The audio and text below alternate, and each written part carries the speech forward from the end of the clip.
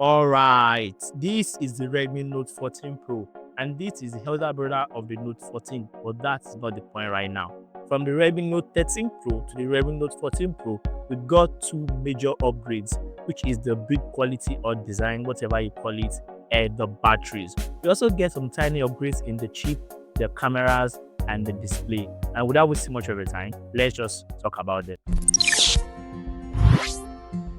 Very quickly, starting off with what comes in the box. Just like the base model, the unboxing experience is similar to that of the Note 13 Pro. Just a nice case and a charging brick and the cable. As I've said before, nothing too crazy in this department. And for the price, it is around 300 to 400,000 naira. But I'm not sure about that yet. For the 8 GB of RAM and the 256 GB of storage option. But as soon as I get the official price, I'll put it or pin it in the comment section below so you can check it out. One of the major upgrades is the build quality and the design. I call it an upgrade because I personally like this design and this build quality. It's giving premium and pro vibe. And when it comes to colors, we have the black, purple, and blue. And to be honest, this purple is my favorite, but I kind of have soft spots for black phones, but I'll go with the black. Alright, the Note 14 Pro is a fine looking phone with an upgraded IP certification. It is IP64, which means it can survive dust and splashes more than ever. It has a plastic back and an aluminum frame, which I really like. And definitely, it's making it feel more premium. There is more. Don't go away. It is protected with a cunning Gorilla Glass Victus 2, which means it will survive draws better than the previous generation. Nice. And it also comes at 180 grams, which makes it 8 grams lesser than the Note 13 Pro. All ports and buttons retain the same position just as the Note 13, except the SIM card slot. It is now moved to the bottom of the device and it's an hybrid SIM card slot. And what I mean by an hybrid SIM card slot is that if you have two SIM cards, you can't use an SD card. But if you have one SIM card, you can use one SD card. That means two SIM card, no SD card, one SIM card, one SD card. But if you have two SIM cards, I will personally advise you to go for the higher variant like the 256 GB of storage option so that in the future you will not have problem with storage. The headphone jack and IR blaster is still at the top, which I'm very happy that they kept because I was actually thinking that they'll remove the headphone jack, but I'm glad that is still around. And lastly, we get stereo speaker setup here and they sound really good with a lot of bass. And I'm not surprised because it is Dolby Atmos tuned. The second and last major upgrade for me is in the battery. On the Redmi Note 13 Pro, we got the standard 5000 mAh battery last year. But now on the Redmi Note 14 Pro, we are getting a 5500 mAh battery, which is exactly what they did with the base model. And as I've said in my Note 14 review, I would like you to check it out. You should definitely check it out. It is easily a 2-day phone. But if you're an heavy user and you play a lot of games, it will definitely last you the entire day with a single charge. And talking of charging, this is where I got pissed off. On the Redmi Note 13 Pro last year, we got a 67 watts charger. So tell me why on the Redmi Note 14 Pro this year, we are getting a 45 watts charger. Why? Like, why? For God's sake. Don't get me wrong, 45 watts is still pretty good and solid. And it will definitely charge your phone faster. And if you charge your phone from 0 to 100 in about 70 minutes. But come on, Note 13 to Note 14, we should be getting an upgrade. Why doubling down again? Come on, Redmi. Come on.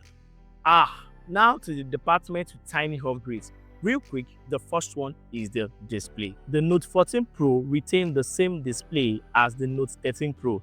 It's still the same 6.67 inches 120Hz refresh rate display, the same 1080p AMOLED display, the same under-display optical fingerprint reader to unlock your phone, which is fast just as the Note 13 Pro, the same always-on display features.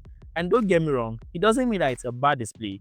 It's just the same as last year. But on the bright side, we got tiny upgrades in the brightness and in the protection. It cannot go as high as 1800 nit peak of brightness, which means you won't have problem using it outdoors.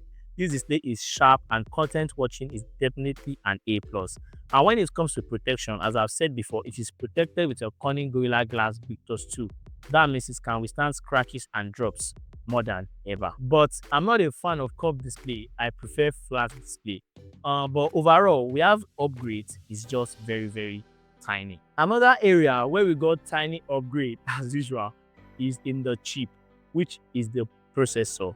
It comes with the MediaTek Helio G100 Ultra chipset, which we had few phones using it last year, right?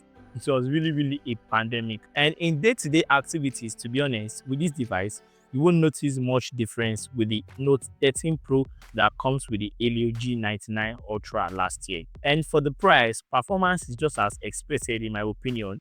Scrolling around the UI is smooth and it loads up quite fast too.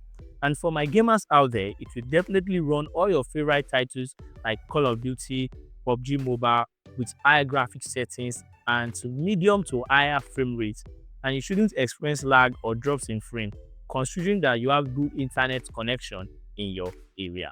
And I think for this price, it can't get better than this. We have an upgrade, but it's just very tiny once again. For the cameras, we have the same story going on here. We have the same camera configuration on the rear just as the predecessor, a 200 megapixel main camera, an 8 megapixel ultra wide camera, and a 2 megapixel macro camera. So no upgrades in this department for the back camera. But up front, we got an upgraded 32 megapixel f2.2 lens, which is better than the 16 megapixel on the Note 13 Pro last year. Picture quality from the back camera stays the same like the predecessor. It will give you good and usable pictures when you give it a ton of light. Pictures look really good, I would say. Here are some samples. Let me know what you think about them down below.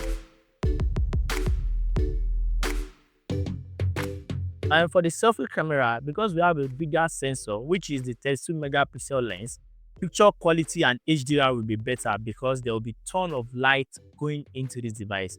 And when you give something a lot of light, it tends to produce better results, right?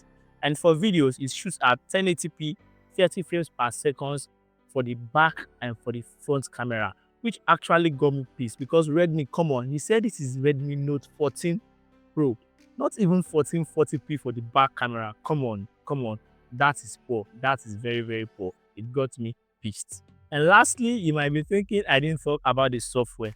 That is because everything I said about the software on my Redmi Note 14 review is also true here. Software remains the same.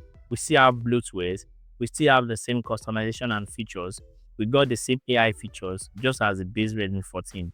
And no promises of software update as I've said in my Redmi Note 14 review, but give or take, you should be expecting around 2 years of major OS updates. So I would say you should watch my review on the Redmi Note 14 if you want to know more about the software.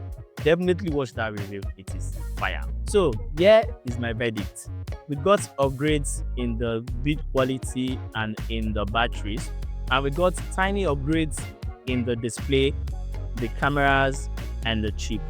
And I would say if you have the Redmi Note 13 Pro, you should not upgrade to the Redmi Note 14 Pro. It doesn't worth it. But if you are in the market and you are looking for a device or a Redmi device around 300 to 350,000 naira, I would definitely say you should consider the Redmi Note 14 Pro because for this price, it offers everything across board. That is my review on the Redmi Note 14 Pro. Thank you so much for watching as always. Let me know about your favorite feature down below in the comments. And if you're already using the device, let us know about your experience down below in the comments. Don't forget to give this video a like, subscribe to our channel to support us. And if you want to watch my review on the itel S25, you can click on this video here. And if you want to watch my review on the Redmi Note 14, you can click on this video here. And as always, love, peace, and tweets. Sign out.